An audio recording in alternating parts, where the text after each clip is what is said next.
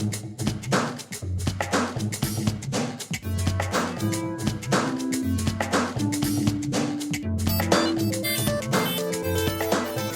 dépister une anémie, à côté de l'examen clinique, le médecin va demander des examens complémentaires, c'est-à-dire une prise de sang.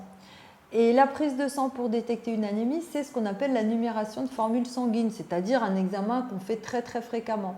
Donc, qu'est-ce qu'il va regarder sur cet examen? Il va regarder en particulier le taux d'hémoglobine. Pourquoi le médecin dose l'hémoglobine pour détecter une anémie par manque de fer? Tout simplement parce que l'hémoglobine, c'est une grosse molécule qui est présente dans les globules rouges et qui est fabriquée à base de fer et qui sert au transport de l'oxygène dans le sang. Donc le dosage de l'hémoglobine donne une idée du fait qu'on est ou pas anémié. Il va regarder aussi la numération des globules rouges, combien on en a dans le sang, et quand on est anémié, on en a moins que la normale. Il va regarder aussi la taille des globules rouges. Quand on a une anémie par manque de fer, les globules rouges, ils ont du mal à se fabriquer, donc ils sont tout petits, ils sont beaucoup plus petits. Donc il va regarder sur la prise de sang ce qu'on appelle le VGM, c'est volume globulaire moyen. Il va être plus petit que la normale.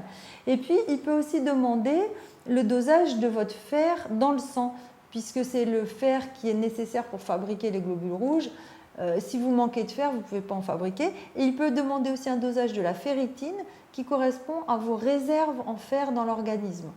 Donc, en fonction de ces résultats, il va orienter son traitement après.